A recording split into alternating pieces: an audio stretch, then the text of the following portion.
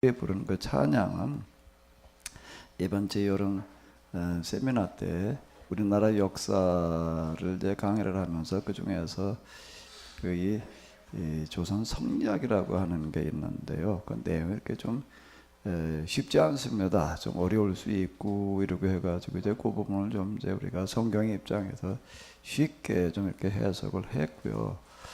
또 용어가 좀 낯설어요. 지금도 여러분들이 들으셨던 것처럼 뭐 천신신앙은 그런가 보다 하겠지만 천지인 또 그런 얘기, 또 천인무관, 아마 천리분리, 인사, 이게 무슨 소리냐, 홍인간 제세이와 이런 것들은 좀 우리가 좀 듣지만요, 줄이이기, 또 주기이기, 또 사단칠정, 뭐 경, 성 이런 말들이 이제 좀 낯설고 한번 들어도 잘 잊어버립니다. 그래가지고 좀 이제 노래로 만들어 보자 그래가지고 우리 전통 가락에 맞춰서 김준서 장로님께서 이거를 이제 이렇게 작곡을 또 해주시고 그래가지고 불렀던 어떤 그런 내용이 되겠는데, 여기서 뭐 길게 설명할 수는 없고 이걸 이제 쉽게 하도록 제가 이런 식으로 또 이걸 만들었었는데요. 우리나라 역사를 사실 우리가 잘 모릅니다. 어떤 역사인지를 잘 모르는데 아마 책을 읽어보신 분들은 대충 이런 건가 보다 아마 이렇게 하실 거예요. 그런데 우리가 천신신앙 이렇게 얘기하는 고조선의 신앙을 유일신 신앙 이렇게 얘기를 합니다. 그 신앙은 하늘과 땅과 사람을 하나로 보는, 그러니까 하나로 보는 그런 사회, 세상을 대종사회, 고조선에서 그렇게 불렀는데요. 유일신 신앙, 그리고 하늘과 땅과 사람을 하나로 보는 그 사상이 우리나라에서는 BC 6000년부터 시작되어졌습니다. BC 6000년이에요. BC 6000년부터 이런 사상의 신앙이 시작되어졌는데, 그것은 천인합일, 세상과 하늘나라라, 하나님과 인간이 하나가 되려고 하는 것, 그리고 하나님 나라와 이 세상이 또 하나가 되려는 이런 것들을 이제 추구해 나가는 그런 사상이 되겠습니다. 그게 우리나라의 이제 정신문화고 사상이다. 제가 이제 이렇게 해석을 한 거거든요. 그게 그런데 BC 6000년경부터 이런 사상이 시작되어졌다. 이건 뭔가 인류 이제 그 뿌리의 문화, 정신문화에서는 뿌리 문화라고 이렇게 얘기를 할 수가 있다라고 이렇게 제가 이제 해석을 해 나간 겁니다. 그 나머지 뭐 사단칠정, 무슨 뭐 주리, 주교 이런 거 조금 더 설명이 필요하니까 넘어가도록 하겠는데, 요 앞에 있는 것만 가지고 일단 결론을 얘기하게 되면은 인간의 역사 속에서 만들어내는 여러 가지 철학, 사상, 문화들이 많이 있는데 가장 위대한 사상, 가장 위대한 문화가 뭔가 하면은 유일신이라고 하는 신앙에서 생겨나는 천지인 사상이다. 이렇게만 알고 계시면 되겠습니다. 그 서양에서도 그렇고 동양에서도 그렇고요. 이보다 더 위대한 사상과 문화는 나올 수가 없습니다. 그런데 이제 그 동안에는 우리가 그래도 성경에 들어있는 게 이제 이런 신앙이다, 이제 이렇게 생각을 했습니다. 그래서 이제 성서로 보는 우리 역사에서 얘기하려고 하는 게, 그런데 그런 같은 사상이 우리나라 역사에 BC 6000년부터 시작이 되어졌었다. 그리고 조선에 와가지고서는 정말 이 세상에다가 하나님 나라를 한번 실현해 보려고 했던 어떤 그런 거가, 우리가 이제 조선 그러면 그냥 그래서 사색 당파 이런 것만 이제 이렇게 생각을 하게 되는데, 사실 이 조선이라는 나라가 인류 역사에 없었던, 이런 시각으로 보게 되면은 아주 대단한 나라예요. 그렇게 제가 이제 해석을 해 나가는 어떤 이런 거가 이제 이렇게 되겠습니다. 근데 마침 이제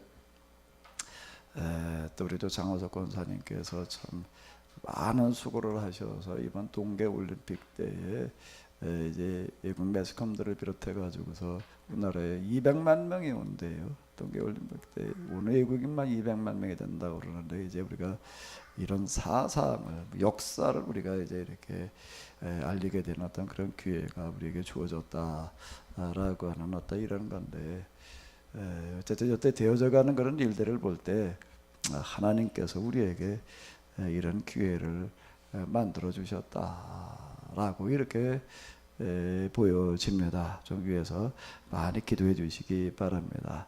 김준수 장로님이 이거 지난 수요일 날 결정됐어요. 근데 이걸 미리 이런 일이 있을 줄 알고 이거를 찬양을 준비하셨나? 어떻게 또 이 찬양을 할 생각을 하셨어요? 또 그 어떻게 이 찬양을 여기서 처음 불러보는 거잖아요. 우리 교회에서는요. 근데 마침 또 오늘 이걸 준비를 해서 또 이걸 불러 주셨네. 이게 지금 아주 급속도로 다 진행이 되어져 가지고 동해 올림픽에도 저희가 이렇게 강의하기로 결정된 게 지난 수요일인가 그래요. 그래 우리 장로님은 또 선견지명이 있으신가 봐. 여러 가지도 하나하나가 자연스럽게 좀 맞아 들어가는 것 같습니다. 주위에서 좀 많이 기도해 주시기 바랍니다. 네, 오늘은 저희가 사도행전 15장을 가지고 좀 이제 같이 또 나누겠는데요. 15장 사실 이걸 거의 다 읽어야 되는데 거의 다 읽으려면 양이 이게 좀 많습니다. 앞에서부터 그냥 천천히 읽어 나가면서 같이 이렇게 보시도록 하겠습니다. 자, 먼저 1절과 2절을 보시도록 하겠습니다. 바울과 바나바가 안디옥에 있을 때였다. 유대에서 온 사람들 몇이 여전히 신도들에게 유대의 옛 관습대로 할례 받지 않으면 구원받을 수 없다고 가르치자 바울과 바나바는 그들과 큰 논쟁을 벌였다. 그래서 신도들은 그 지방 사람 몇을 동행시켜 바울과 바나바를 예루살렘으로 보냈다. 그 문제를 사도나 장로들과 함께 협의하여 해결하기 위해서였다. 자, 이 말씀이 무슨 뜻일까요? 지금 요 15장은 뭔가 하게 되면은 여기 앞에 흐름을 이렇게 이제 잘 봐야지 되는데요.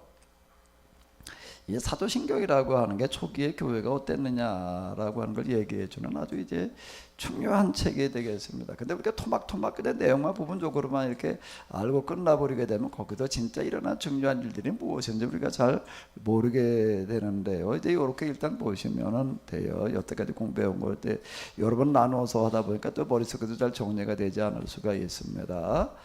자, 이제 예루살렘에서 이렇게 교회가 이제 시작이 되어지게 됩니다. 예루살렘에서 교회가 시작이 되어져 가지고서 이제 이게 복음이 전해지는 거는 어디까지인가? 그냥 아직 예루살렘 그리고 유대인들에게만 복음이 전해지는 거예요. 유대인들에게 이렇게 쭉 복음이 전해지다가 이제 어디쯤 가가지고 이 복음이 이제 이방인들에게도 전해지게 됩니다. 이방인들에게로 복음이 전해지는 것은 언제쯤일까요? 뭐가 시작되어지면서부터지요? 뭐가 시작되어지면서부터예요? 박해요. 유대인들로부터 교회에 대한 박해가 시작되어지면서 이 복음이 이방인들에게로 나아가게 되는 거예요. 이제 여기를 한번 잘 생각을 해보세요.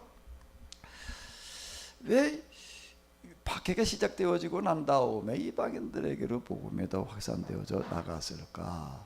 그 박해가 시작될 때까지는 한 10년 남짓의 기간이 되는 거예요.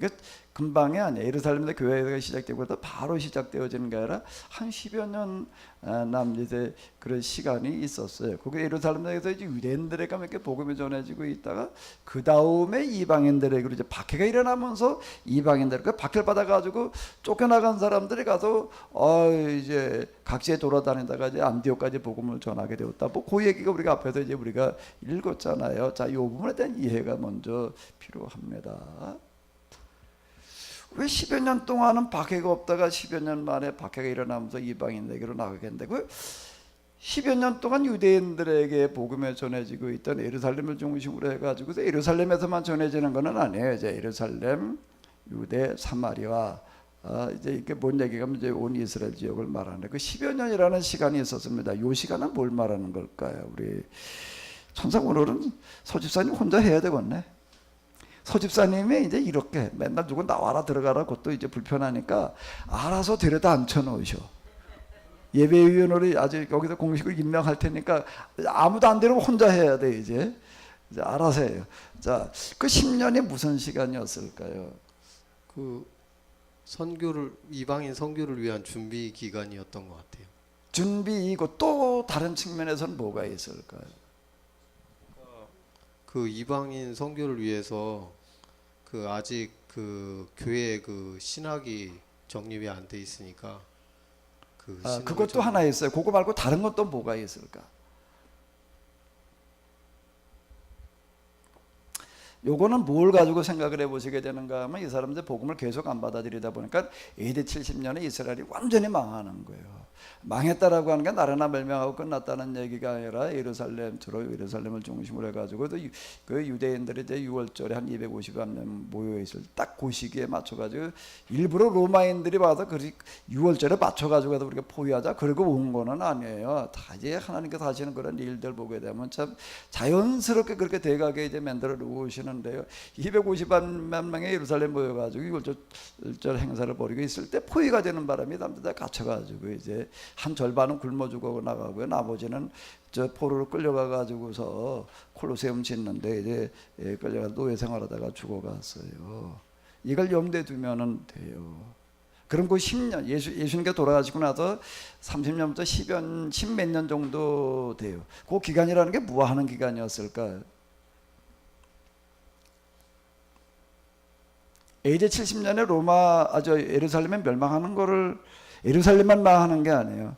이스라엘이 멸망하는 그 사건을 염두에 두면은 그 시간이 무슨 시간이었는지, 박해가 어떤 의미였는지, 이방인에게 복음이 전해진다는 게 어떤 의미인지 그렇게 했다 이것만 알고 끝나버리면은 이게 아무것도 아니에요. 그렇게 끝나버리게 되면은요, 지금도 아까도 이제 김주수 장로님 그 이제 한국사 잠깐 얘기하시는데 이제 무슨 얘기를 하시는가 하게 되면은 그 뭐 TV나 이런데 한국사 강의하는 거 좀 많아요.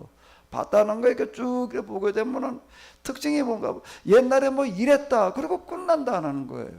그래서 뭐 어떻다고 어떻다고가 있어야 되잖아요. 거기는 얘기가 쉽지 않은 거예요. 그게 어떤 의미를 가지느냐? 그럼 오늘 우리는 뭘 해야 되느냐? 이게 쉽지를 않은 거예요. 근데 제가 이번에 쓴 책은 뭘 하는 건가 하면 우리나라 아주 최고의 역사가들이 우리나라의 과거에 이러이러했다라고 하는 걸 쭉 이제 그분들은 아주 전문적으로 이제 연구를 해 놓은 거예요. 제가 우리나라 역사를 전문적으로 연구를 해야지 이렇다라고 결론을 내는 게 아니에요. 그건 제가 할 일이 아니에요. 제가 우리나라 역사 전문가가 아니기 때문에 저는 그걸 한 게 아니라 이미 우리나라 역사가들이 다 정리해도 결론 내는 결론에 저는 해석을 하는 거예요. 이게 이러이러한 의미를 가진다. 빗살무늬 토기라는 게 있었다는 건 다 알아요. 그건 뭐 우리나라만이 아니라 전 세계에 그거는 빗살무늬라고 하는 그런 토기가 전 세계에 거의 유일해요. 그런 무늬를 가진 토기가 너무 독특한 거예요. 근데 이건 고조선의 토기다. 그건 다 아는 얘기예요. 다 아는 얘기인데 저는 한 일이 뭔가 하면 그 빗살무늬 토기가 이런 의미를 가진다. 이걸 얘기하는 겁니다. 쭉 이제 그런 식으로 다 해석하고 그다음에 이런 역사를 가진 우리는 그러면 이제 앞으로 무슨 일을 해야 되느냐. 제가 그걸 얘기를 하는 거예요. 성경으로 보는 우리 역사라는 이야기가 이제 바로 그런 얘기가 되는 건데 마찬가지예요. 여기 예루살렘에서 교회가 시작이 되어졌어. 그 다음에 박해가 일어나가지고 이방적으로 나가도 복음이 전해지기 시작을 했어. 그래가지고 안디옥에 가가지고도 뭐 어떻게 해가지고도 복음 포전 나갔어. 이렇게 끝나버리면 아무것도 아니는 거예요. 그런데 그게 어떤 의미를 가지느냐라고 하는 게 중요한 거예요. 자, 다시 소집사님. 10년 이상이에요. 10몇 년 정도 되는 거예요. 아직 예루살렘을 중심으로 해가지고서 이스라엘 내에서만 복음이 전해지고 있었다는 거는 왜 그렇게 했을까? 하나님께 아주 처음부터 그냥 이방인 대상으로 복음을 전해질 수도 있었어요. 그러니까 그렇게 하지 않으신 거예요. 그 왜 그랬을까? 그 의미. 그랬다 그러고 끝나면 안 돼. 준비였다 이제 얘기를 했어요. 준비였다는 것만 가지고는 설명이 안 되는 게 AD 70년에 망했다는 거를 염두에 두어봐야지 돼. 그럼 혹시 그 돌아올 기회를 그거요. 바로 그 얘기예요. 유대인 예루살렘으로 중심으로 해가지고도 유대인들에게만 복음이 전해지고 있었던 그 일은 그들에게 먼저 기회를 주는 거예요. 왜? 구약부는 아브라함의 후손으로도 구약에서 400년 동안 고난을 받았고 그리고 모세에 의해 가지고 출애굽해 가지고 계약을 맺고 가나안에 들어가지고 거룩한 나라를 만들 사명에 주어졌던 사람들이에요. 근데 이 사람들이 그 역할을 못 해내다 보니까 나라가 망했다가 다시 돌아와 가지고도 어떻게 그러다 예수님께서 이제 오셔도 다시 그들에게 이제 그걸 제축하시는데 그걸 또 예수님을 몰라보고 또 죽이는 거예요. 죽여도 끝나는 게 아니에요. 끝나는 게 아니라 그러고 나서도 하나님께서는 또 기회를 주시는 거예요. 이게 성경이에요. 기회를 주시는데 잠깐 주신 것도 아니에요. 얼만큼 주신 거예요? 십몇 년 동안 어떤 시기인가 하게 되면 거기에서 유월절 그 오순절 사건, 방언들, 그건 뭐 갈릴리 사람들 뭐 예국어라는 거 한 번도 말해본 적이 없는 사람들이 그냥 뭐 예국어들을 말하는 그런 일들이 일어나고, 성전 미문에 걸어본 적이 없는 안전매가 일어나고, 이런 일들이 뭔가 하게 되면 이스라엘 사람들에게 다시 한번 회개할 기회를 주시는 거예요. 그러면 거기도 많은 사람들이 이제 돌아와요. 3,000명, 5,000명. 그 3,000명, 5,000명 그래봐야 그 뭐 8,000명, 조금 더 한다고 그래봐야 몇만 명밖에 안 되는 거예요. 이스라엘 사람들은 그 당시에 다 해서 지금 그 외국에 나가 있는 사람들까지 따지게 되면 수백만 명이에요. 그러니까 소수밖에는 안 되는 게, 전체 유대인 숫자에 비하면 소수인 거예요. 그들에게 이런 과정을 통해서 10여 년 이상 동안을 거기서 그냥 12 사도들이 왜 예루살렘에서 예루살렘 떠나지 말고 여기서 이렇게 얘기를 하라, 복음을 전하라고 얘기를 하시는가? 그들에게 돌아올 기회를 주시는 거예요. 돌아올 기회를 그렇게 10년 이상을 주셨는데 받아들이는 거는 고사하고 오히려 박해를 하러 나오는 거예요. 그러니까 스데반이 죽고 뭐 이제 야고보가 죽고 막 이렇게 되잖아요. 그러니까 할 수 없이 복음이 어디로 가는 거죠? 이방 지역으로 나아가는 거예요. 그러니까 안디옥까지 가게 됐다, 이 얘기가 되는 건데, 이 얘기는요 뭐 어떤 의미를 가져? 그러면 이제 이렇게 돼. 그 박해가 일어나 가지고서 이제 이방인들에게 복음을 전하기 시작을 했다. 그런데 그게 가지는 역사적인 의미는 뭐예요? 그걸 또 얘기를 해봐요. 혼자 얘기하기 싫으면 다음 주부터 누군가를 데려다 말. 아무도 올라오고 그런 사람이 없어. 일단 진상 집사님은 올 거 아니야. 박해가 일어나서 이방인들에게 복음이 전해진다는 얘기는 무슨 얘기가 되는 거죠?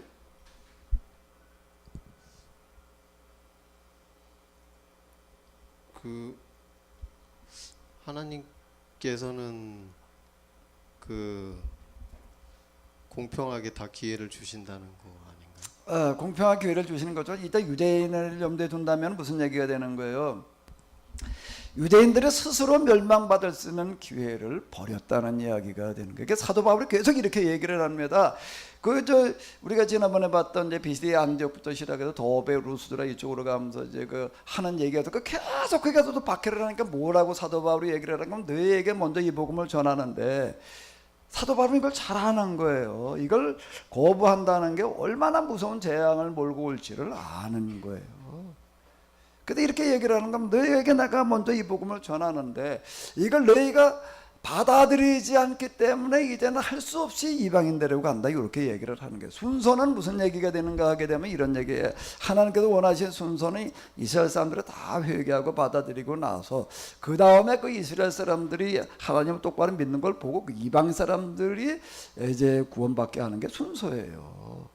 본래 하나님께서 하시는 순서는 그렇게 되는 거예요. 근데 이거를 계속 거부하는 거예요. 예루살렘에서도 박해가 일어나 가지고서 이제 쫓아내는, 그러니까 이방인 지역에 가지고 복음을 전해요. 그래서 안디옥에서 또 이제 복음을 전하러 나가 가지고서도 이제 사도 바울이 어디만 다니는가 하게 되면 회당으로만 다니는 거예요. 물론 회당에 이제 거기 뭐 유대인들이 있으니까 이방인들이 또 일부 들어와 있으니까 복음 전하기 유리하다라는 어떤 그런 부분에서도 있지만은요, 루스드라 같은 데 가서는 그 회당도 없는 데 가가지고서도 거기도 복음 전해가지고 많은 사람도 온 동네가 다 바뀌어지는 어떤 이런 거를 봐요. 그럼 사도 바울이 그 이방인도 그냥 직접 갈 수도 있어요. 회당 제껴놓고 갈 수도 있는 거예요. 그런데 그렇게 안 하는 이유는 어디에 있는가 하게 되면 나중에 이제 사도 바울이 3차 여행이 끝나고 다음에 예루살렘에 이제 아주 죽음을 각오하고 이제 올라가서 마지막으로 한 번 더 권하겠다라고 얘기하는 어떤 이제 이런 걸 통해서도 이렇게 우리가 볼 수가 있는데, 사도 바울은 아는 거예요. 유대인들이 이 복음을 거부한다라고 한다고 하게 되면 그들에게 있을 일은 심판밖에 없다는 걸 아는 거예요. 그게 먼저 회당에 가가지고도 복음을 전하는 이유와 목적 가운데 하나는 그런 게 있는 거예요. 근데 그들이 또 안 받아들이는 거예요. 이방인들이 우리 더 열심히 받아들여. 그러니까 유대인들의 시기가 나가지고도 또 거기서 또 박해를 와서 돌로 쳐 죽이고 뭐 그랬다는 거 우리가 지난주에 이렇게 앞에서 이렇게 봤잖아요. 그러니까 사도 바울이 거기서 선언하는 거예요. 이제 너희가 이러니 우리는 이제 이방인대로 갈 수밖에 없다. 그 얘기는 이제 너희는 버림받을 수밖에 없다라는 그런 이야기가 되는 겁니다. 그래서 사도 바울은 그 이후로 계속 이제 회당으로만 다니면서 일단 먼저 복음을 전하는 이유는 바로 이와 같은 거예요. 그러니까 나중에 이제 그 3차 여행이 다 끝나고 난 다음에 로마서로서 내려가면서 사도 바울이 하는 얘기가 있어요. 10장으로도 쭉 보게 돼 이스라엘에 대해서 얘기를 하면서 뭐라고 그러는 내 마음에 진정한 소망이 있다. 이건 정말로 하나님께서 하신 일이다. 내가 정말 참으로 하는 말인데 나는 내 동족을 위해서라고 한다면 내 영혼이 버림받을지라도 나는 참으로 내가 기꺼이 받아들이겠다. 내 동족에 회개하고 돌이킬 수만 있다면 그 편지를 그게 유언 편지라고 이렇게 볼 수가 있습니다. 로마서는. 그리고 다시 그는 마지막으로 한 번 더 이제 예루살렘으로 유월절절기에 맞춰가지고 올라가는 거예요. 가면 죽을 줄 알아요. 틀림없이 나를 그냥 두지 않고 죽이리라고 하는 걸 안에도 불구하고 그래도 올라가는 이유는 바로 여기에 있는 겁니다. 근데 또 안 받아들이는 거예요. 그리고 나가도 그 다음에 가가지고서 이제 망하는 어떤 이런 거를 이렇게 볼 수가 있는 거예요. 그러니까 하나님께서는 기회를 충분하게 주시는 거예요. 기회를요. 근데도 계속 돌이키지를 않는 거예요. 계속 돌이키지 않으니까 그 마지막에 가가지고서 이제 70년이잖아요. 그러니까 사도 바울이 예루살렘에 올라가는 게 한 60여 년경쯤 이렇게 됩니다. 60한 1년, 2년 아마 그쯤 되리라고 이렇게 보는데 몇 년의 더 시간이 있잖아요. 그런데도 돌이키지 않으니까 그 다음에 심판이 오는 건데요. 오늘 우리에게도 마찬가지예요. 오늘 우리에게 이와 같이 주시는 이런 말씀은 우리에게 축복을 주시려는 말씀이기도 하지만 우리가 잘못했을 때 이런 이에 대한 경고의 말씀도 된다라고 하는 겁니다. 우리가 아직 시간과 기회가 있을 때 하나님께로 돌아와야 될 줄로 믿습니다. 아멘. 우리는 지금 계속 경고를 들어요. 계속 경고를 듣는 게 뭔가 하게 되면 볼리비아에 있는 선교사님 우리나라 들어오려고 안식년 20년 선교사로 있다가 1년 안식년 맞아가지고 지난 몇 월 달인가 들어오려고 그러니까 주변 사람들이 다 말리더래. 가지 말아라. 가지 말아라 그러더래요. 그거 금방 전쟁 날 건데 그거 왜 가냐 그러더래. 그래서 볼리비아에서도 그러나 보다 그랬는데 그때 우리 동기 목사님 미국에서 왔어요. 미국에서 와가지고서 이제 만났는데 뭐라고 얘기를 하냐면 이번에 한국 나간다고 그러니까 다 말리더래. 뭐라고 말리면 거기 가가지고 이상가족 되려고 그러냐 그러더라. 아니 지금 이게 그저께 만나서 들은 얘기예요. 오늘이 무슨 요일이지? 어제 그저께 만나서 들은 얘기야. 지난주가 우리나라에 나왔는데 나오려고 그러니까 나가지 말아라. 거기 가면 이상가족 된다. 이렇게 얘기를 하더라라고 하는 이런 이야기들이 뭔가 하게 되면 저는 그런 얘기를 들으면서 그건 뭐 듣는 사람마다 다르게 해석할 수 있어요. 다 다르게 해석할 수 있는데 그런 이야기들이 뭔가 하게 되면 이런 이야기들 오늘 볼리비아 선교사 미국에 있는 제 종교전 목사님 이런 분들 그런 얘기를 들었다라고 하는 이런 얘기 자체가 그러고 와가지고 얘기를 하는 거예요. 저한테는 뭘로 들리는가 하면 하나님께서 지금 우리 한국에 특별히 한국 교회에 주시는 경고의 말씀이다. 경고의 말씀이다. 너가 빨리 돌이켜라. 빨리 돌이켜라. 지금 우리에게 아직 하나님께서 좀 보류해 놓고 경고로 하고 계시다라고 저한테는 그렇게 들리는 거예요. 저한테 다 지금 전쟁 나다 그거 가지 마라. 가면 여기 미국 목사님 여기 계속 오래 와 있으려고 그런 것도 아니에요. 한 두 주 다 해서 3주가 안 돼요. 그 와 있다가 잠깐 있다가 가려고 하는데도 이상가도 그러니까 가지 말라 말이야. 미국에서도 그러더라. 지금 자 이런 얘기들이 뭔가 하게 되면 우리에게 주시는 경고의 말씀이다 라고 하는 겁니다. 이 사도행전에서 우리가 읽어내야 될 부분들이 바로 지금 이와 같은 거예요. 하나님을 저버리게 되면은 교회가 지구실을 하지 못하게 되면 그건 하나님께서 심판하실 수밖에 없는 거예요. 우리에게 지금 계속 아직 경고하고 계시는 거예요. 경고하고 계시는데 그런데 이거를 듣는 사람이 없는 거예요. 그냥. 우리 교회가 이런 것들을 지금 어떻게 듣고 있는가? 목회자들이 이걸 지금 우리가 어떻게 해석할 것인가? 우리가 정말 그동안 너무나 잘못된 길을 갔었다. 하나님께서 지금 우리에게 이런 모든 걸로부터 우리가 좀 돌이키라고 말씀하신다. 이렇게 해석을 하고 우리가 진짜 기도하고 바른 길로 갈 수 있도록 우리가 애쓰고 노력하는 그런 시간들이 돼야지 될 것 같아요. 아멘. 근데 이게 쉽지를 않아요. 이게 쉽지를 않은 거예요. 저희 조금 더 이제 저 앞에서 얘기했다 다시 한번 이어서 이렇게 보게 되면 예루살렘의 교회는요 어떻게 했는가 하게 되면은요 박해가 일어났을 때 다 피해 갔습니다. 사도들은 피해 가지 않았어요. 거기 계속 남아 있었어요. 그 생각을 해봐요. 그게 죽겠다고 자처하는 거고 똑같이 그랬습니다. 실제 그 야고보도 죽었어요. 베드로도 죽이려고 했다 가둬놨다가 앞에도 우리가 봤잖아요. 헤롯이 갖다 가둬놨다가 죽이려고 그랬는데 밤중에 이제 하나님께서 천사를 보내가지고 이제 이렇게 나가게 하셨다라고 하는 그런 얘기 이렇게 듣잖아요. 그 사도 가운데 야고보가 제일 먼저 숨겨요. 그 다음에 이제 베드로도 죽을 뻔하다가 이제 이제 살아나고 그래도 이 교회는 계속 예루살렘에 남아 있었습니다. 왜 그런가 하면 우리가 나가면 안 된다는 거예요. 왜 나가면 안 될까? 왜 나가면 안 될까? 우리가 나가면은 뭐가 되는 거기 때문에 예루살렘을 포기하는 것이기 때문에 이게 이런 것들은 거기 왜 예루살렘에서 교회가 사도들이 떠나가지 않고 그렇게 이전에 여기저 부분에 예루살렘 교회 이야기가 나와 이때도 박해가 아주 심할 때예요. 죽어나가는데도 그냥 있는 게 이쯤 되니까 사도들은 이제 다 피했어요. 여기 거의 있지는 못하고 좀 왔다 갔다 하고 이제 여기 계속 고정적으로 남아있는 거죠. 야고보라는 이야기가 나오는데 이 야고보는 12사도 가운데 야고보가 아니라 예수님의 동생 야고보, 이제 야고보서의 저자 야고보가 이렇게 되겠습니다. 사도들은 주로 이제 외부에 나가서 다른 쪽으로 피난간 교회들을 돌보는 어떤 그런 일들을 이제 이렇게 하고 있었고요. 예루살렘에 이제 여기는 그래도 야고보 그 장로라고 이렇게 표현을 하게 되는데 교회를 맡고 있는 그런 이제 그 목회자를 가리켜 여기서 장로라고 그럽니다. 이분들이 남아가지고 계속 여기를 지키는 겁니다.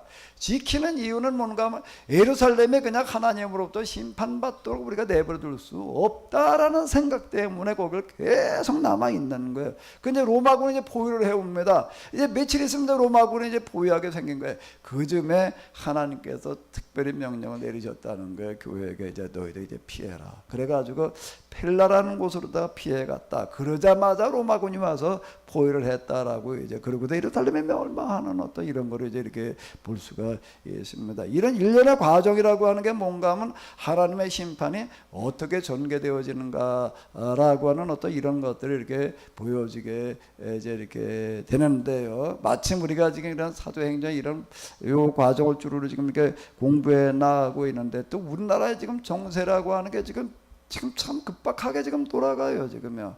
우리는 여기서 너무나도 그냥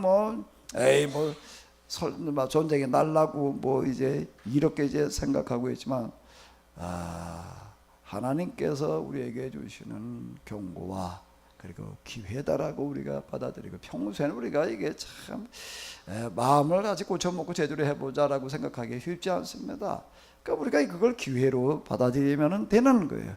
그리고 우리가 여기서 다시 돌이키게 되면 하나님께서 우리에게 살 길을 열어주실 줄로 믿습니다. 이런 지금 전쟁 상황으로 돌아가는 이런 위기가 오히려 우리에게 큰 기회가 되게 하실 줄로 믿습니다. 근데 그건 가만히 있다고 해가지고 저절로 되는 노릇이 아니에요. 성경에 보게 되면 계속 예언자들은 이렇게 얘기하고 있습니다. 그 이전 구약에서 예루살렘에 멸망할 때도 예레미야는 이렇게 이야기를 하는 거예요. 너는 예루살렘 거리를 나가서 돌아다녀 봐라. 거기서 내가 의인 하나를 만나면 내가 그 사람을 봐서 내가 예루살렘을 내가 용서하겠다. 이렇게 얘기를 하는 어떤 그런 말씀에 있는데 비록 숫자가 많으면 좋겠지만은 그렇지 않다라고 하더라도 정말로 이런 말씀을 똑바로 이해하고 깨닫는 사람들이 모여서 정말로 돌이키는 운동, 똑바로 하려고 하는 그런 운동을 하다가 보게 되면 하나님께서 그걸 보고 이 나라를 용서해 주실 줄로 믿습니다. 그러니까 회개할 길을 우리로 하여금 이제 열어가게 하실 줄로 믿습니다. 오늘 이 자리에 나와 있는 저희들뿐만 아니라 예배드리기는 모든 교회가 그 참석한 모든 교인들이 다 어떤 사람이 되기를 바라는가 하면 정말로 전 세계인들은 전쟁이 틀림없이 일어난다라고 생각하는 이런 상황에서 전쟁을 막을 뿐만 아니라 더 좋은 기회로 만들어갈 수 있는 그런 하나님의 사람들이 꼭 되시기를 바랍니다. 바울과 바나바가 안디옥에 있을 때라고 하는 게 1차 선교 여행을 끝나고 지금 왔을 때를 말하는 거예요. 유대에서 온 사람들 몇이 여전히 여전이라고 얘기를 하고 있습니다. 신도들에게 유대 옛 관습대로 할례 받지 않으면 구원받을 수 없다라고 가르쳤다라고 하는 이야기인데, 유대에서 온 사람들이라고 하는 건 뭘 말하는 건가? 예루살렘 교회에 있는 교인들을 말하는 건데, 이 사람들은 그 이전에도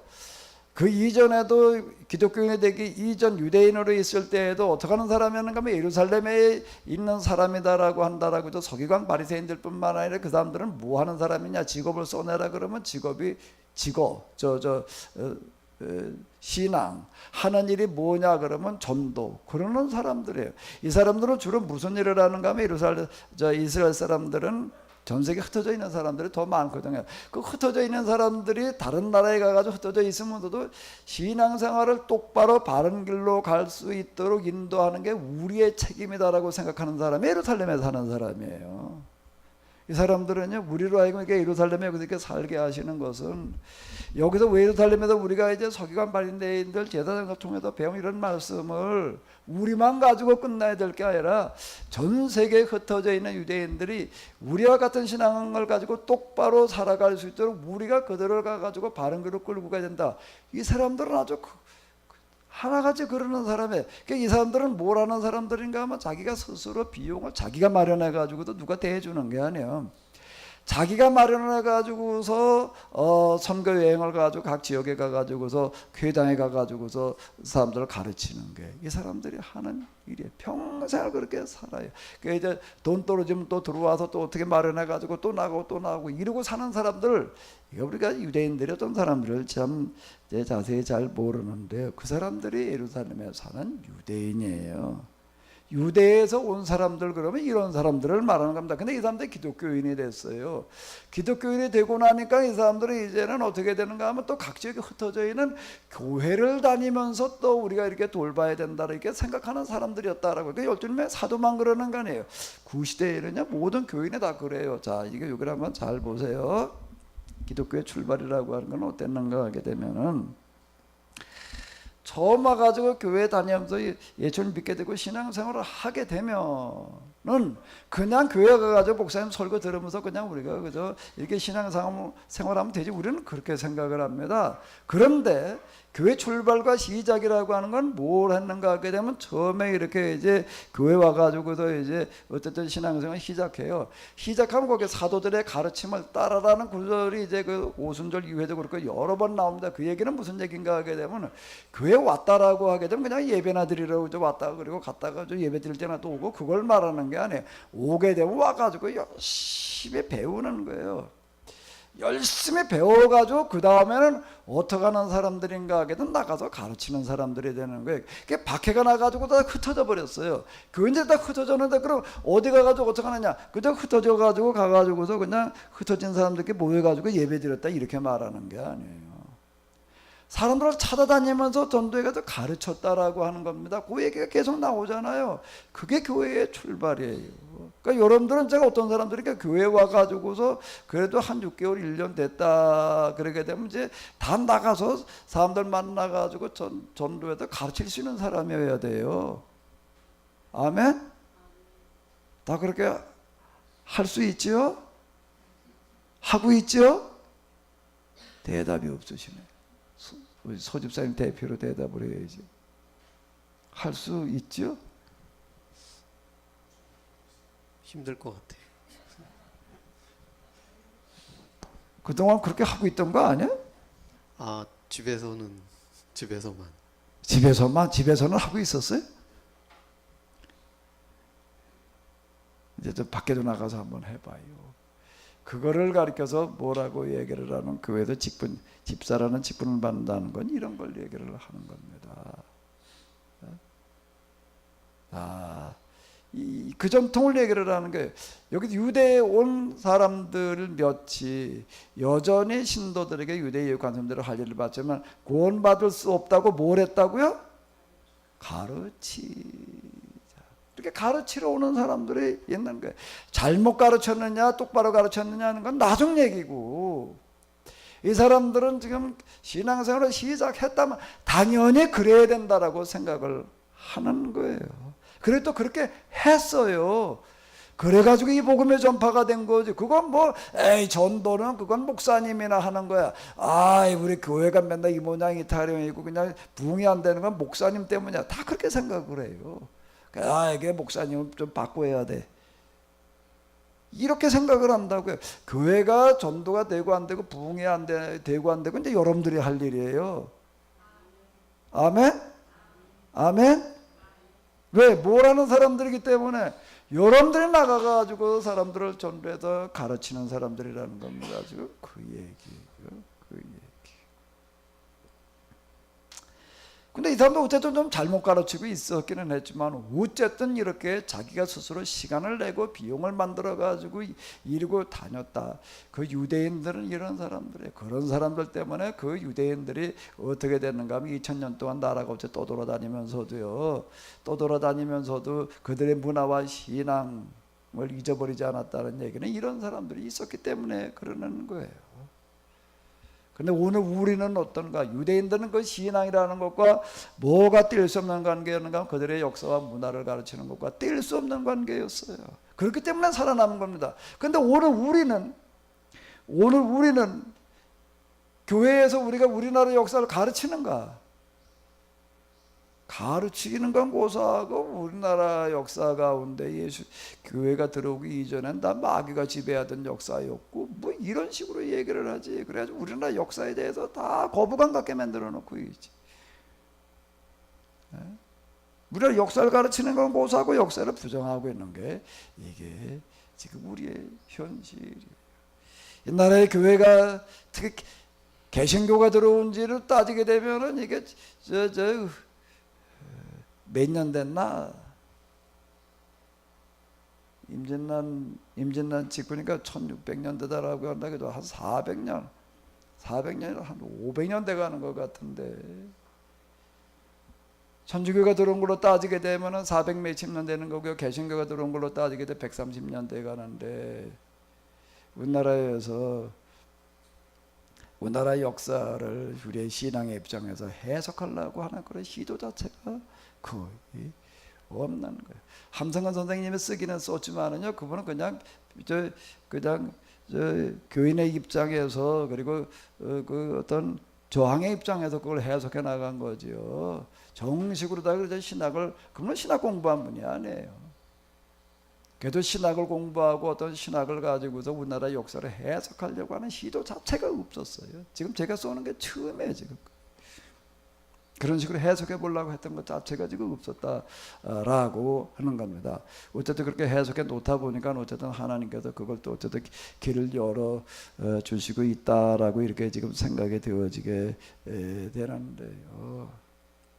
유대인들은 이렇게 가서 가르치는 거예요. 전 세계에 흩어져 있는 사람들 가가지고 그들에게 우리의 신앙과 문화와 역사를 우리가 나가서 가르치자. 그래가지고 그게 2000년 동안 유지가 돼 나가는 겁니다. 이런 사람들을 얘기를 하는 거예요. 근데 이 사람들 어떻게 잘못 가르쳤어요. 그래가지고 이제 바울과 바나바는 그들과 뭐가 일어났다고요? 큰 논쟁을 벌였다. 이 사람들이 다 가르치는 건 뭔가 하게 되면 예수님을 믿더라도 예수님을 믿었더라도 구원받으려고 한다면 할례를 받아야 된다. 율법을 지켜야 된다. 요렇게 이야기를 하는 거예요. 그 요 문제 때문에 이제 논란이 벌어지는 거예요. 큰 논쟁이 벌어졌대. 결론이 안 나. 그래도 신도들은 그 지방 사람 몇줄 동행시켜 바울과 바나바를 예루살렘으로 보냈다. 어떻게 하라고? 그 문제를 사도나 장로들과 함께 협의하여 해결하기 위해서였다. 여기 사도는 누구를 말하는 거지요? 예수님의 12 제자. 장로는요?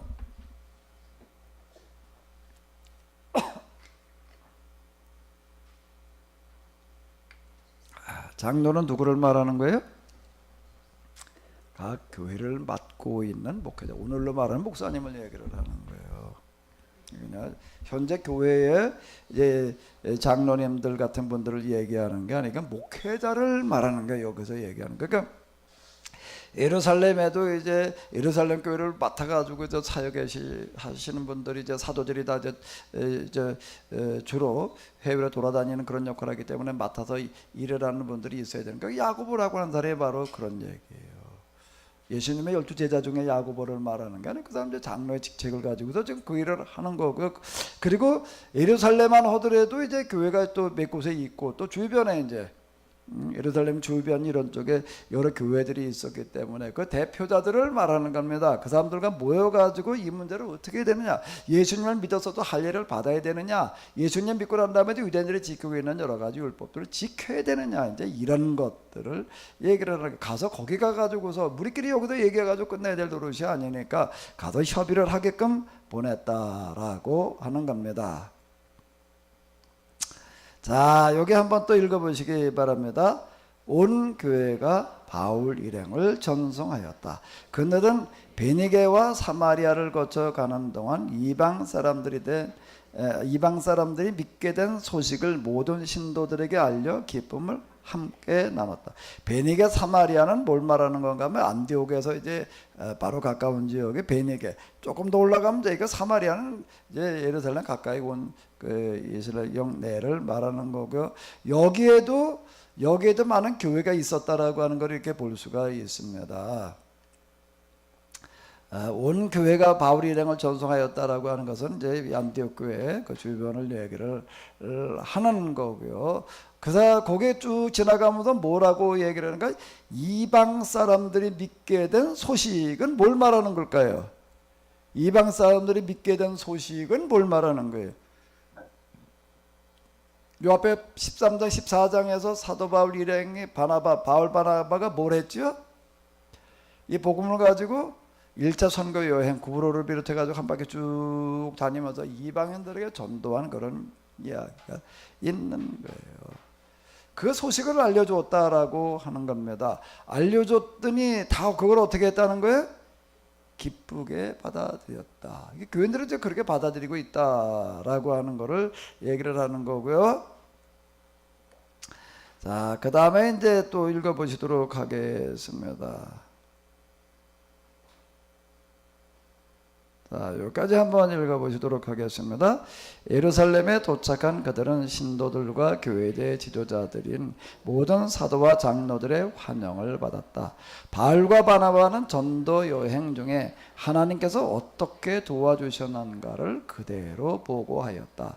그때 원래는 바리사파에 속해 있다가 신도가 된 사람들 몇이 일어서서 이방인이라 할지라도 신도가 된 이상 모세의 가르침대로 할례를 받고 유대인의 관습과 의식을 빠짐없이 다 지켜야 한다고 주장하였다.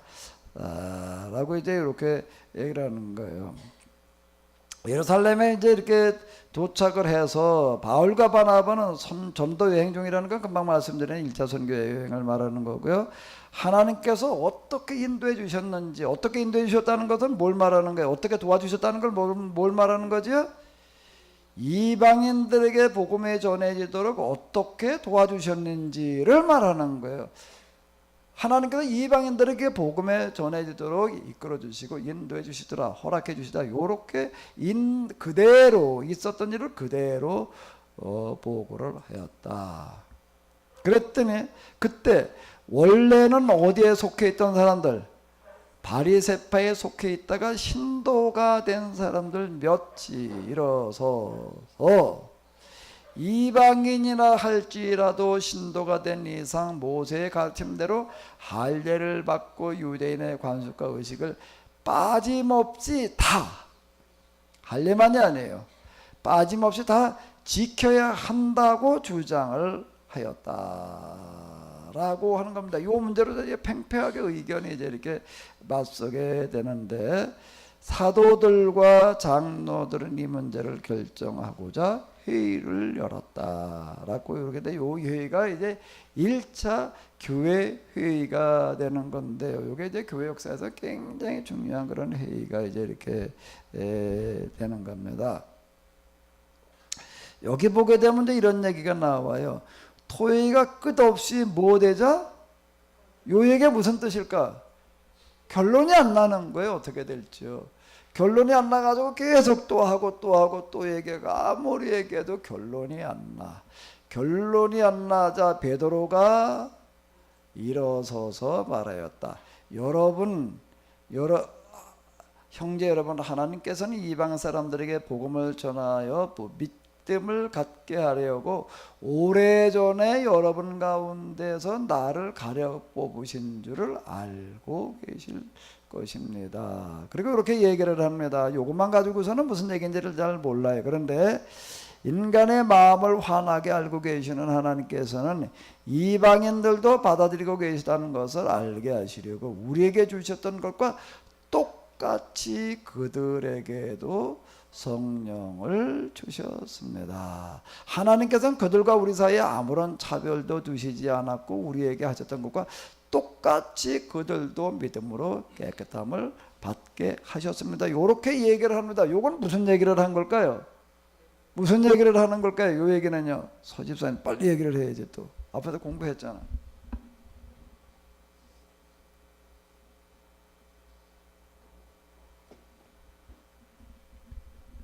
고넬료의 집에서 있었던 것을 말하는 거예요. 피장의 시몬의 집에 가가지고서 지붕에 올라가서 기도하고 있을 때 배가 고파가지고 그러고 있었는데 보자기에 온갖 짐승들이 잡아먹어라 말이야. 난 그런 부정한 건 먹지 않습니다. 내가 정하다 그러는 건 네가 부정하자고 그러지 마라. 3번 반복했다. 그리고 이제 고넬료가 보낸 사람들 도착하고 그러는 걸 이제 보고서 하루 전에 그들과 같이 자고 그 다음날 고넬료의 집으로 갔다. 가서 거기서 하나님의 말씀을 선포하는데 오순절 때 그들에게 주셨던 것과 똑같은 성령을 주셨다. 이제 꼭 우리가 앞에서 이제 10장에서 봤잖아요. 그 얘기를 지금 여기서 얘기를 하는 겁니다. 그때 하나님께서 그걸 이렇게 얘기를 하는 거예요. 하나님께서 이방 사람들에게 복음을 전하여 믿음을 갖게 하려고 나를 가려 뽑으신 줄. 그 사건이 이제 너무 알려져가지고 다 알고 있는 거예요. 그때 하나님께서 나를 대표로다가 이방 사람들에게, 로마 백부장 고넬료에게 믿음을 갖게 하려고 나를 특별히 선택해가지고 거기에 보냈던 그 일을 여러분들은 잘 알고 있지 않습니까? 요 얘기를 하는 겁니다. 다 알고 있는 얘기를 가지고 하는 거예요. 이방인들도 똑같이 우리와 받아주셨습니다. 근데 그 사람은 할례도 받지 않았고 성령을 주시고 우리 오순절 때 우리가 받은 것과 똑같은 은혜가 거기 임했다. 그걸 보고서 이제 베드로가 거기서 하는 얘기가 있어요. 내가 이제야 하나님께서도 이방인들도 우리와 똑같이 받아주시는 줄을 알았도다. 이제 고넬료 집에서 설교하는 내용 가운데 그런 얘기가 있습니다. 그 얘기가 똑같이란 얘기는 이 사람들은 할례도 안 받았지, 유대인들이 지키고 있는 그런 관습이라든지 이런 걸 전혀 지키지 않는데도 불구하고 똑같이 받아주시는 것을 보고, 아, 이방인들은 이런 거를 지키지 않아도 우리와 똑같이 받아주시는구나, 이걸 내가 이제 알았습니다. 그 얘기를 하는 거예요. 지금 여기서 똑같은 얘기를 또 하는 거예요. 이제 그렇게 받아주셨다. 하나님께서는 그들과 우리 사이에 아무런 차별도 두지 아니하시고, 그럼 이방인과 유대인이 당연히 차별이 없지 말이야. 무슨 하나님 걸 차별을 두시겠느냐. 자, 이게 우리 서집사님 또 얘기를 해봐. 차별도 두시지 않았고라는 얘기가 무슨 뜻일까? 왜 차별을 하지 않으셔? 하나님께서 무슨 차별을 하지 않으셨다는 거예요?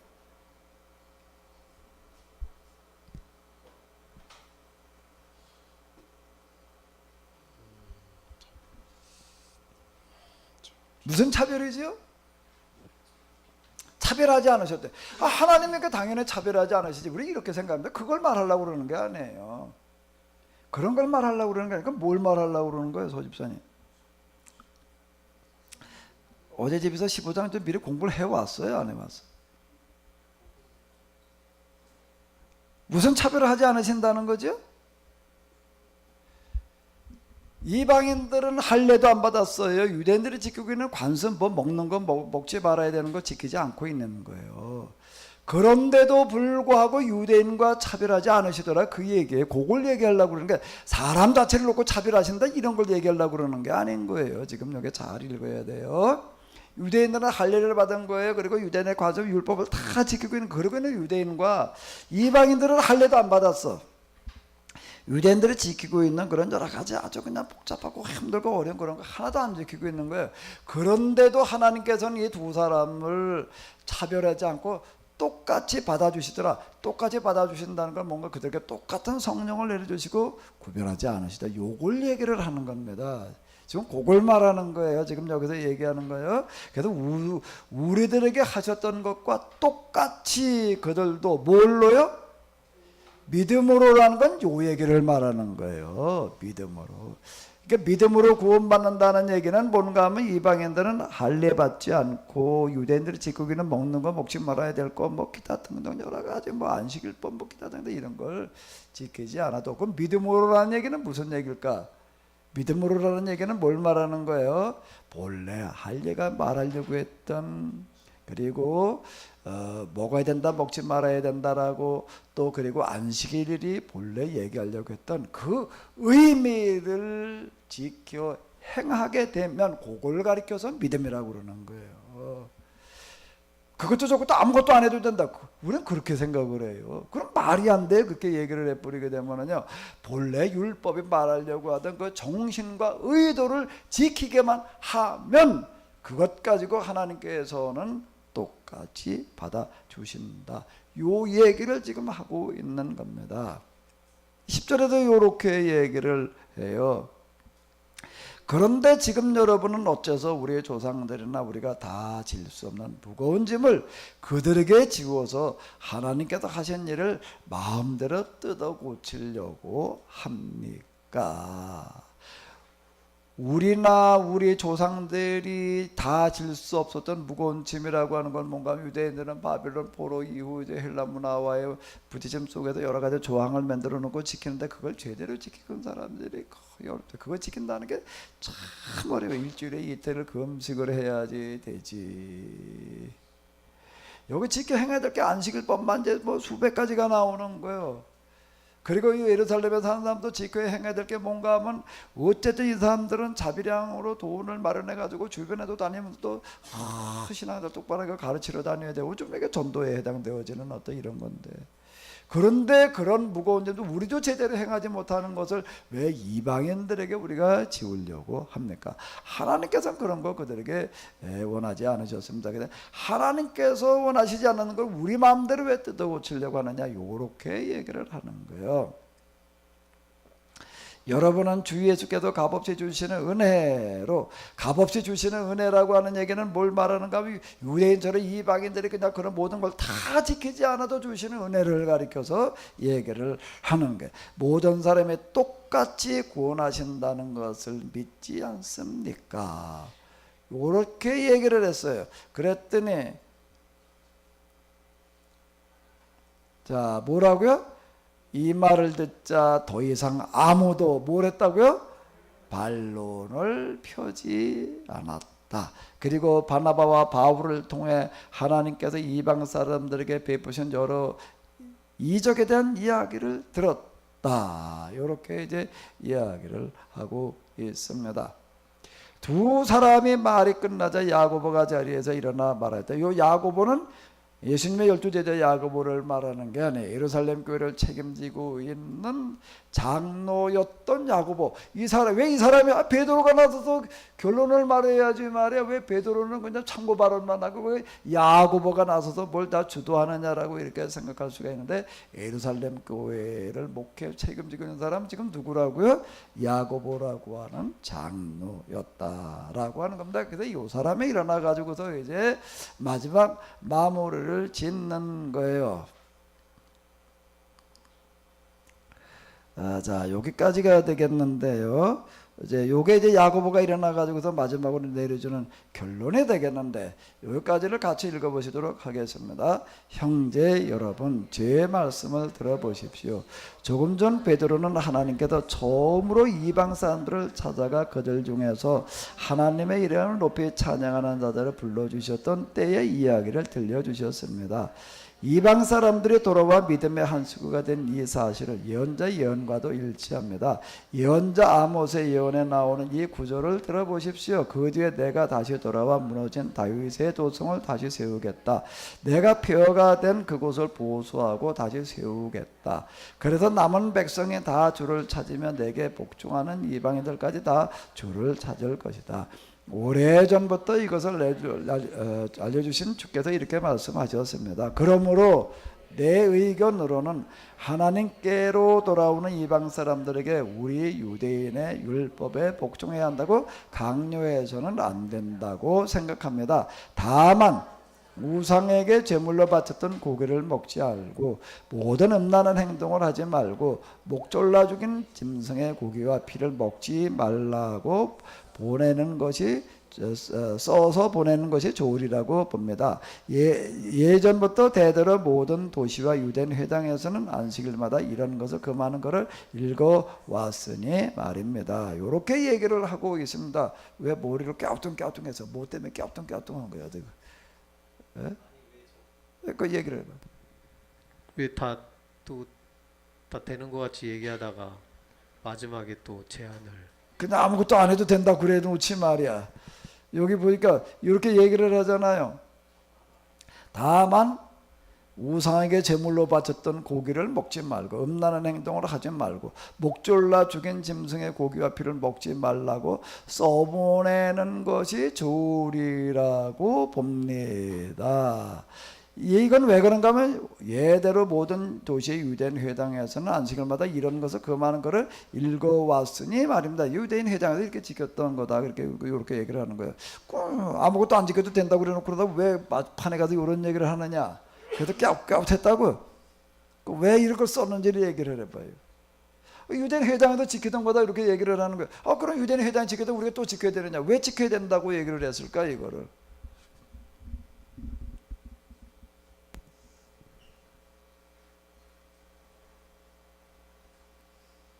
왜 이걸 지켜야 된다고 얘기를 했을까? 근데 저 잘 생각해 봤는데 어쨌든 저게 안 좋을 것 같아서 그런 것 같아. 안 좋을 것 같아서. 실제적으로 뭐 건강이나 뭐 그런 거에 안 좋을 것 같아서. 또 다른 이유는 뭐가 있을까?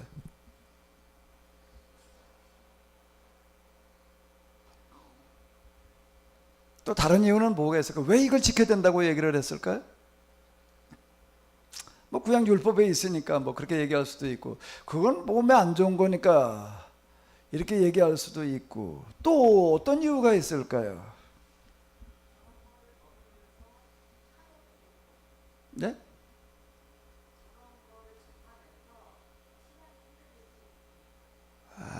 이런 걸 접하면 신앙이 흔들릴 수 있다.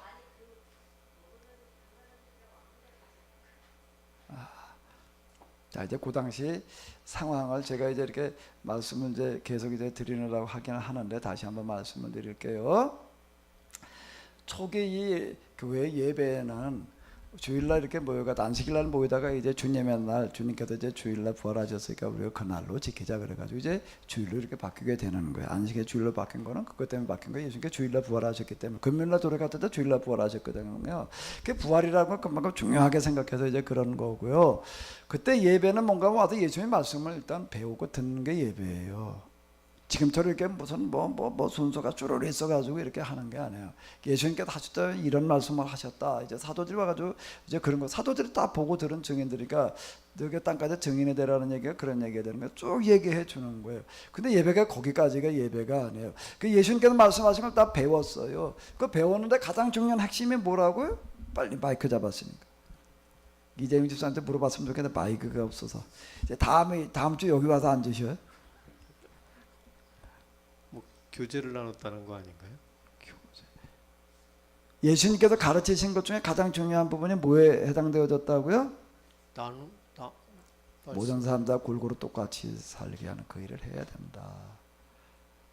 그 얘기가 되는. 그래서 그 말씀에 따라서 재산들을 다 가지고 와가지고 공유하는 일이 일어났다. 이제 그 얘기가 돼. 사도들의 가르침을 따라라는 얘기가 그 얘기가 되는 거고. 그러니까 누가복음 사도행전 계속 이어나가는 거는 뭐 예수님께서 제자들에게 주로 가르치신 얘기가 그런 얘기였다는 거예요. 그거를 이제 실천으로 옮기는 거예요. 실천으로 옮기는 거가 뭔가 하게 되면 그 예배가 그냥 예배로만 끝나지를 않아요. 뭐라는 건가 하면 같이 식사를 하는 거예요. 식사가 그건 똑같이 예배였어요.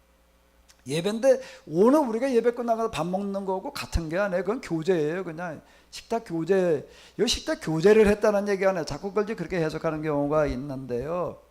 그걸 아가페 식사지 이렇게도 불렀습니다. 초기에는 그 무슨 얘기가 되는가 하면 예수님께서 우리에게 가르쳐 주신 거는 뭔가 우리 모두가 다 골고루 똑같이 다 이렇게 나누어 먹는 그런 삶을 살아야 된다라고 얘기를 했다. 세상에 나가서 우리가 그렇게 해야 된다고 얘기를 하셨다. 그걸 이제 실천으로 일단 옮기는 거예요.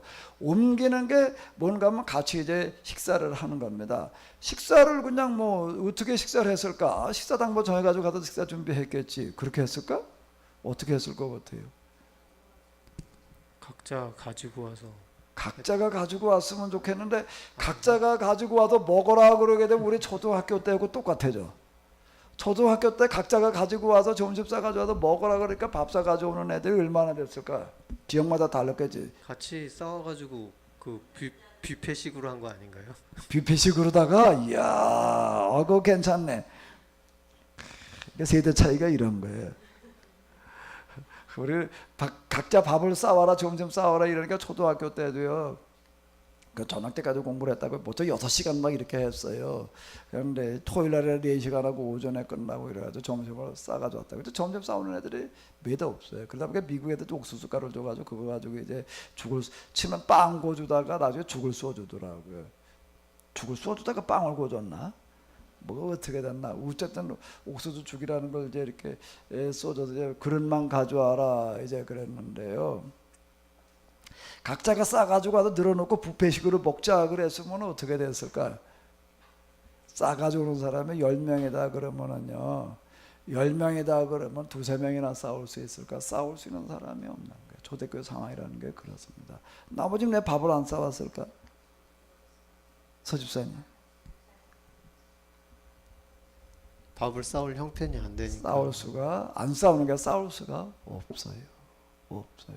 못 싸우는 거예요. 더러는 가난해서 또 더러는 노예로 있다가 보니까는 싸울 수가 없는 거예요. 그러면 어떻게 해야 되는가 하게 되면은 그때 식사당번이라는 건 맨날 똑같아. 돌아가면서 하는 게 아닌 거예요. 어떻게 하는 거예요? 싸울 수 있는 사람이 감안해가지고 여러 명 거를 싸우는 거예요. 그래가지고 먹는 거예요. 그게 예배였어요. 그 식사가 뭐였다고요? 식사가 뭐였다고요? 그게 예배였어요. 예배. 이건 뭔가 하면 예수님께서 가르쳐 주시는 정신은 뭔가 우리가 세상에 나가서 이런 세상을 만들려고 그러시는 거다. 우리가 그런 일을 해야 된다. 그거를 예배로다가 이렇게 드리고 있다는 거예요. 여기도 쭉 이제 갖다 놓고 먹어요. 먹는데 이제 여기 처음에 유대인들만 앉아서 먹었어요. 아무 문제가 없어. 그러다 이제 이방인 지역으로 교회가 나가면서 유대인 이방인이 같이 앉아서 밥을 먹어야 되는 거예요. 같이 앉아서 밥을 먹어야 되는데 보니까 어떤 이방인이 점심 때 밥을 싸웠는데 반찬에다 뭘 가지고 왔는가? 미꾸라지 볶음에다가 미꾸라지 볶음에다가 또 그 다음에 뭐가 있나? 장어를 구워 가지고 왔어. 또 삼겹살을 또 구워 가지고 왔어. 이러면 유대인은 먹을 수가 있나 없나? 못 먹는 거야. 못 먹는 거야. 여기다 목매 죽인 거 그럼 주로 이제 그런 것들, 개고기, 개를 우리 그렇게 잡았잖아요 전에. 그리고 또 이게 우상에게 제물로 바쳤던 고기, 이런 걸 이제 주로 그 돼지고기 뭐 이런 것들 해야 되는데 이런 걸 가져오게 되면 식사를 같이 할 수가 없는 거예요. 식사를. 이게 중요한 문제인데 그게 여기 지금 규정되어지고 있는 거는 무슨 얘기가 되는가 하면 그런 걸 말하는 거예요. 이 같이 식사를 나눠서 같이 앉아서 해야지 되는데 이런 걸 싸우게 되면 이게 유대인들은 먹을 수 없어가지고 또 유대인 따로 앉아서 먹고 이방인 따로 앉아서 먹어야 되는데 교회 와가지고서 밥을 따로 앉아 먹어가지고 해야 되겠네. 우리가 같이 앉아서 먹으려면은 유대인들 이제 너희들 그 관습 지키지 마라 이렇게 얘기한 건 아니에요. 아직요. 유대인들은 그대로 관습대로 살아라. 그러나 이방인들은 그런 유대인의 관습을 따르지 않아도 된다. 여기까지는 얘기가 됐는데 그럼 같이 앉아서 밥 먹으려면은 어떻게 되는가 하게 되면 이거를 안 지키게 되면은 그 외에도 식사를 할 수가 없어요. 식사할 수 없다, 예배를 드릴 수 없다는 얘기가 되는 거니까 그러니까 그걸 말하는 거예요. 이제 갸웃갸웃이 좀 해결됐어요? 근데 왜 그게 갸웃갸웃이 또 나왔는지가 나는 의심스러운 게 이게 벌써 내가 몇 번째 얘기를 했는데 사도행전 내가 우리가 2번째 하는 거야. 그 지난번에 뭐 했어? 왜 갸웃갸웃했어? 왜 그걸? 그 인간은 망각의 동물이기 때문에. 아, 망각의 동물이어서 그거는 뭔가 하면 설교자들이 제일 바라는 바예요. 한별 설교를 해놨는데 그냥 평생 안 잊어버리고 쌤이 이걸 어떻게 해? 그게 자꾸 잊어버려야 돼. 그래야지 혼소리 또 해도 그냥 처음 오는 얘기인가 보다 그러고 듣지. 서집사님 같은 사람만 있으면 좀 편하겠네. 근데 지금 그 얘기가 되는 거예요. 하나 빠진 거는 뭔가 하면 음란한 행동을 하지 말고라고 하는 그런 얘기는 뭔가 하면 이방인의 제사에 참여한다라고 하는 건 그 음란한 행동을 하는 것과 일치되는 어떤 이런 것들, 이방인의 제사에 참여하지 말아라라고 하는 어떤 그런 일이 되는 거예요. 기독교로도 이방인의 제사에 참여해가지고 이방인 신을 섬기고 거기서 혼음을 하는 그런 일을 해서는 안 된다는 거, 그거 얘기를 하는 거고요. 나머지는 여기에 목매 죽인 거, 우상에게 바쳤던 제물, 그리고 피, 이런 것들은 유대인들은 먹을 수 없는 거니까 그런 것들은 가지고 오지 말아라. 받고 얘기를 하면 무슨 얘기인가 하면 교회에다 같이 모여가지고 공동으로 이렇게 식사를 할 때 여기에 유대인들도 똑같이 먹을 수 있는 그런 음식을 가지고 와야 된다. 이제 요렇게 이야기를 하는 거지요. 그걸 지금 정해놓은 겁니다. 사도와 장로들과 온 교회는 바울 바나바와 함께 그들이 뽑은 대표를 안디옥으로 보내 이 결정된 사항을 알리기로 결의하였다. 그 자리에도 대표로 뽑힌 사람은 신도 가운데도 지도적인 위치에 있던 바사바라고 불리는 유다와 실라였다. 그들이 가지고 간 편지의 내용은 다음과 같았다. 안디옥과 수리아와 길리기아에 계시는 이방인 형제 여러분, 요 얘기는 뭘 말하나요?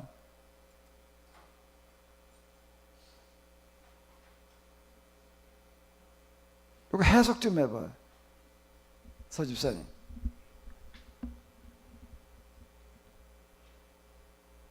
해석 좀 해봐요. 이게 뭔 얘기예요?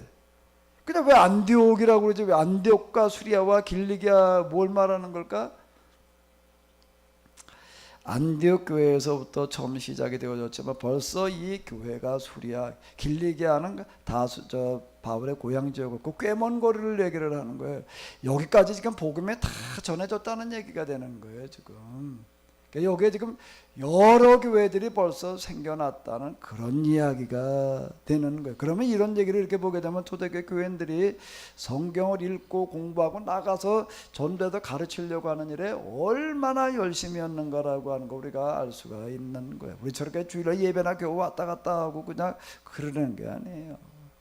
평생 교회 다니면서 한 사람도 전도 못하는 경우도 있어요. 여기는 그런 분이 한 분도 없을 거예요. 맞죠? 안디옥과 수리아와 길리기아에 계시는 이방인 형제 여러분에게 예루살렘에 있는 사도들과 장로들과 형제들이 문안을 드립니다.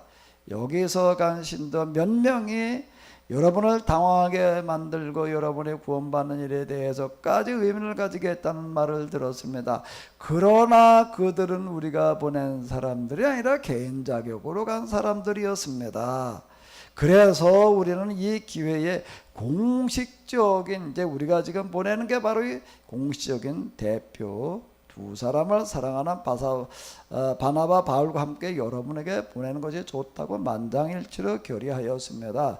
대표인 유다와 실라는 우리 주님 예수 그리스도를 위해서 목숨을 내놓는 사람들입니다. 여러분의 질문에 대해서 우리가 결정한 바를 이분들이 직접 구두로 전해드릴 것입니다.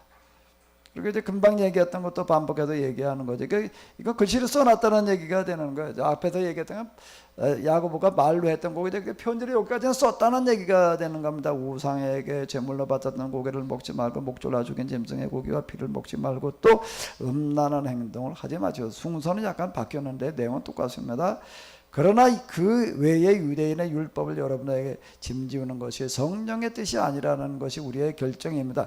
이것만 지켜주신다면 충분합니다. 안녕히 계십시오.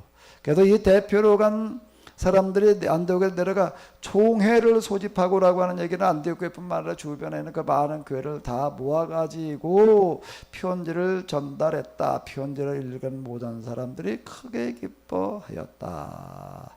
라고 이렇게 이야기를 하고 있습니다. 자, 여기까지가 이제 예루살렘 교회에서 결정되는 그런 이야기가 되는데요. 이 이야기는 굉장히 중요한 이야기가 되어져서 여기서 이제 이방인들에게 우리가 이런 식으로다가 이제 공식적으로 복음을 전해도 된다. 그래도 이방인들에게 복음이 전해지는 길이 열렸다. 여기까지만 얘기하고 끝나버리면 곤란한 얘기가 되는 거예요. 이런 게 예루살렘교도 결정이 되어졌다는 얘기는 뭐 이렇게 공식적인 결정이 내려졌어요. 이거는 동시에 또 무슨 공식적인 결정일까? 소집사님 빨리 얘기를 해. 얼른 그래야 빨리 끝나. 무슨 결정이기도 한 거지요? 이방인들에게 복음을 이렇게 이런 식으로 전해도 된다는 공식적인 결정이 예루살렘 교회에다 내려서 또 하나 공식적인 결정은 뭘까? 교회로 인정받았다는 거 아닌가요? 그 이방인 유대인 입장에서 한번 생각을 해봐. 너희가 뭐든지 땅에서 매면 하늘에서 매일 것이요 땅에서 풀면 하늘에서 풀리리라는 그런 말씀을 가지고서 우리가 이렇게 본다면은 예루살렘에도 이런 이방인 선교를 공식적으로 인정했다라고 하는 것은 동시에 뭐가 결정되는 걸까요? 뭐가 결정되어지는 걸까요? 이 회의가 중요한 게 있어. 이거는 어느 신학 서적에서도 이런 거는 여기까지는 얘기를 안 합니다. 그건 이제 구약으로 또 쭉 내려오는 연장선상에서만 보일 수 있는 건데 뭐가 결정되어지는 거죠? 공식적으로다가 뭐가 결정되어지는 거죠? 예루살렘의 멸망이 공식적으로 결정되어지는 거예요. 이방인 선교가 공식적으로 예루살렘 교회에서 결정되어지는 건 동시에 뭐가 결정되어지는 거라고요? 예루살렘의 멸망이 공식적으로 결정되어지는 의미를 가지고 있다라고 하는 겁니다. 이게 무서운 이야기들이 되는 거예요. 이런 얘기들이요. 하나님께서 역사를 주관하신다는 그런 얘기는 무슨 얘기인가 하면 이런 과정으로 역사를 지금 주관해 나가시는 거예요. 이런 방식으로다가요. 조금 시간이 가르치지만 조금만 더 좀 이거는 지금 저에겐 너무나도 크게 와닿기 때문에 지금 하는 어떤 그런 얘기인데요. 제가 이제 어제부터 이제 뭘 썼는가 하게 되면 이제 우리가 이란 탐방 이쪽을 가는데 콘스탄티노플에 갔을 때 내가 이제 선포해야 될 거기서 종교계 500주년 행사를 해야 되는데 그걸 선포해야 될 말씀을 내가 이제 준비하고 내가 이제 두루마리식으로 만들어 가려고 내가 지금 어제 오전 내내 내가 그거 썼습니다. 오해도 다른 일 때문에 좀 끊겼는데 어쨌든 내가 쭉 쓰다가 내가 거기서 이제 코아마라야 여기까지 갈아서 1인치 화법을 내가 이렇게 써내려가는데요. 근데 쓰면서 내가 놀란 게 하나가 있어요. 제가 하나님을 경험하고 난 다음에 1인칭 화법으로 말씀하신 그것도 조금 이제 경험하면서 예언자들이 이렇게 말씀을 선포했구나. 잠시 그렇게 되는 상황이 있었습니다. 그래서 내가 그 당시 그때 우리 교회를 향해서 하시던 하나님의 말씀 1인칭 화법으로 이게 주어졌던 거 내가 조금 내 메모로다 좀 이렇게 해놨던 거 이제 있었는데 그건 한 페이지가 안 돼. 한 반 페이지 뭐 요즘 정도 이렇게 정리해놨던 어떤 이런 거예요. 그리고 나서는 제가 세미나나 설교 때 간접적으로 얘기를 했지 1인칭 화법으로 얘기를 하지를 않았습니다. 그래서 이번에 제가 1인칭 화법으로 내가 이제 이렇게 써내려 갔어요. 그러면서 내가 이제 1인칭 화법으로 얘기를 좀 쓰긴 써야 될 것 같은데 이게 되려나 그러고 제가 앉아서 딱 써내려가려고 이제 이렇게 준비를 하고 그러다가 보니까는요 이게 딱 1인칭 화법으로다 1인칭 화법으로 얘기하는 건데 그렇게 하려고 해도 내 마음대로 되는 게 아니에요. 말의 형식을 이렇게 했나 보다 그렇게 얘기해도 예언자들 그 말할 때는 그런 어떤 영적인 상태가 될 때만 그게 되는 거죠. 아무 때나 그게 할 수 있는 게 아니에요. 근데 그걸 써내려가는데 내가 딱 그 상태가 돼가지고 내가 1인칭 화법다 쭉 이걸 내가 쓰게 되는 거야. 내가 그걸 보면서요 뭘 내가 하나 확인했냐면 이번에 내가 이란 그리고 콘스탄티노플에 가가지고 이렇게 하는 거는 이건 하나님께서 이번에 이렇게 준비시켜 놓으신 게 틀림없구나. 그래서 이걸 선포하라고 그러신 게 내 그 상태 되는 걸 보면서요. 그건 내 마음대로 쓸 수가 없어요. 그거는요. 이게 뭐 잘 이해가 안 되실지 모르겠어요. 제가요. 그래서 내가 이번 일은 하나님께서 이건 전혀 내가 이렇게까지 하려고 마음먹었고 그랬던 것도 아닌데 어느 날 갑자기 이렇게 된 거잖아요. 이게 미리미리 뭐 그래가지고 한 게 아니라 지금 우리가 평창 동계올림픽 때 뭐 우리나라 역사를 강의한다는 것도 뭐 언제 우리가 미리미리 뭐 그래가지고 오는 게 어느 날 갑자기 이렇게 여기까지 이렇게 오는 거 맞느냐 그러는데 제가 이번에 이걸 제가 이렇게 어제도 내가 쓰면서요. 이건 하나님께서 이번에 이렇게 만들어진 기회라고 보지 않을 수 없다라고 제가 그렇게 생각을 하게 됐는데 어쨌든 지금도 하나님께서는 똑같은 방식으로 일을 하신다라고 하는 겁니다. 이게 지금 선언을 하라는 얘기예요. 똑같은 얘기. 이 결정이라고 하는 거가 얼마나 무서운 이야기가 되는가 하게 돼. 이방인들에게는 복음이 전해져도 된다는 결정이지만 동시에 이제 이스라엘은 망할 수밖에 없다라고 하는 그런 공식적인 결정. 그거 하나님께서 하시면 되지 뭐. 하나님께서는 그런 방식으로 그렇게만 혼자 하시지 않는다라고 하는 거예요. 예언자들은 항상 선언을 해놨어요. 그 에돔, 모압, 바벨론 그 멸망하는 거 예언자들이 다 선언해 놓습니다. 이런 구약성경을 한번 읽어보십시오. 그리고 난 다음에 가가지고서 그 다음에 하나님께서 집행을 하시는 어떤 이런 걸 이렇게 볼 수가 있는데요. 하나님은 이 세상을 지배하시는 역사의 주관자이신 줄로 믿습니다.